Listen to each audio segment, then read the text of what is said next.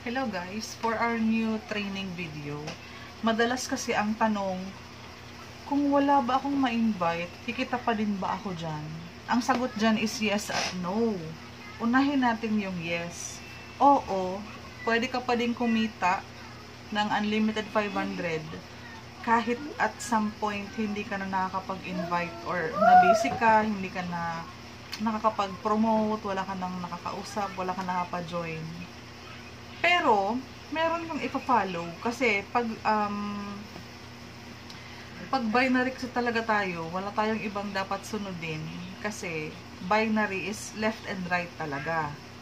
So, sa mga hindi nakakaalam, pwede ka pa din kumita ng unlimited 500 kahit wala ka ng invite. Pero, kailangan mo munang magkaroon ng malakas na leader sa left, malakas na leader sa right. Tapos matulog ka na, huwag ka nang gumalaw, huwag ka nang humataw, tinamad ka na, pero may possibility pa din na kikita ka pa din kahit wala ka nang invite. So, ang sagot niyan is yes. So, diba ang tanong is kung kikita pa rin ako kahit wala na akong invite? Yes, kung meron kang ganito. Ang scenario natin guys is, sa left side mo, andyan si Fe at si Jean. Sa right side mo naman, andyan si Ivy at si June.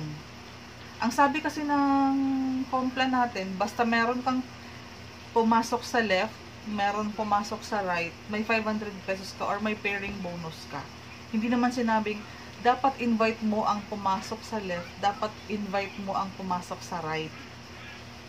So, sa unang buwan mo kay RJM, nakapag-invite ka ng dalawa. Si Fe, si Jean sa left, si Ivy, si June sa right. Tapos wala ka nang nagawa. Wala ka nang nagawa. Okay? Tatanungin mo, kikita pa rin ba ako kahit wala kang invite? Wala kang referral commission. Kasi, referral commission is once may napapajoin ka. Per account, 100. So, wala ka noon. Pero kung meron kang Fe, meron kang Jean, meron kang Ivy, meron kang June, kahit sabihin mong 4 lang ang leaders mo, 2 kaliwa, 2 kanan, every effort nila na may napajoin sila dito, that's your additional leader sa left side mo pero hindi mo kilala. Same with your right. Si Ivy may napa-join. Isa dito, humataw din. Nag-i-increase ang tao sa right side mo without your effort. Okay?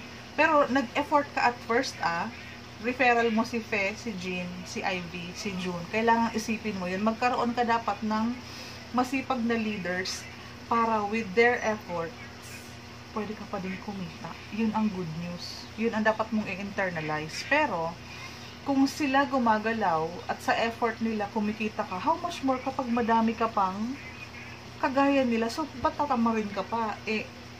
Nag-invest ka na dito, may puhunan ka ng nilagay, although may nakuha kang product, pwede mo pa din siya maging business. In return, pwede kumita ng unlimited 500, unlimited 100 kapag may referral ka. So, yan ang sagot kapag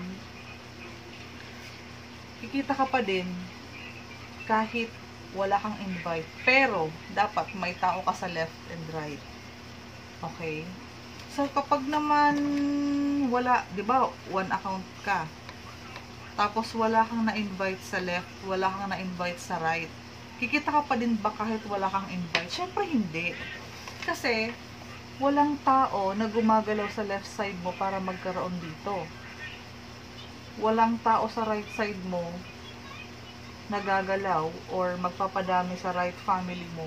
So, wala kang kikitain kung wala kang na-build na team at first. Walang tao dyan, walang tao dyan.